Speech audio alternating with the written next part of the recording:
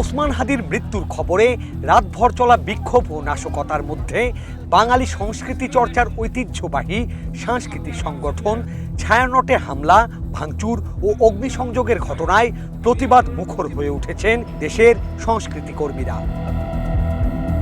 বৃহস্পতিবার মধ্যরাতে ধানমন্ডি ৩২-এ বিক্ষোভকারীদের একটি অংশ ছায়ানট ভবনের বিভিন্ন তলায় গিয়ে প্রতিটি কক্ষে ব্যাপক ভাঙচুর করে। বেছে বেছে ধ্বংস করা হয় বাদ্যযন্ত্র, সাউন্ড সিস্টেম, ছবি ও শিল্পকর্ম। ভাঙচুর শেষে চলে যাওয়ার সময় ভবনে আগুন দেওয়ার চেষ্টা চালায় তারা। তবে ফায়ার সার্ভিস আসার আগেই সেই আগুন নিভিয়ে ফেলে সেনাবাহিনী, পুলিশ ও র্যাবের সদস্যরা। বাঙালির স্বাধিকার আন্দোলন ও নিজস্ব সাংস্কৃতিক চেতনায় বিকশিত হতে উদ্বুদ্ধ করার লক্ষ্যে ১৯৬১ সালে প্রতিষ্ঠিত ছায়ানট এর আগেও প্রাণঘাতী হামলার সম্মুখীন হয়েছে। ২০০১ সালে ছায়ানটের বর্ষবরণের ঐতিহ্যবাহী অনুষ্ঠানে ভয়াবহ এক বোমা হামলায় মৃত্যুবরণ করেন ১০ জন, আহত হন বেশ কয়েকজন।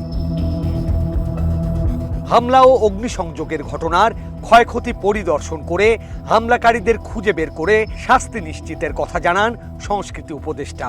এটা অ্যাবসলিউটলি নির্বাচন বানচাল করার লক্ষ্য। আপনি দেখেন এটার সঙ্গে প্রতিবাদের কি সম্পর্ক? আপনি কার প্রতিবাদ করছেন, কার বিরুদ্ধে প্রতিবাদ করছেন? আমরা আজকে দেখেন, যেই মুহূর্তে জাতি হাদিকে নিয়ে শোকাতুর থাকার কথা, যেই মুহূর্তে জাতির কথা বলার কথা হাদিকে নিয়ে, আজকে আমাদেরকে কথা বলার প্রসঙ্গটা ঘুরিয়ে দিয়েছে কারা? কারা প্রথম আলো, ডেইলি স্টার এবং ছায়ানট এই কাজটা করেছে? যারা করেছে তারা ডেফিনেটলি বাংলাদেশের ডেমোক্রেটিক ট্রানজিশন চায় না।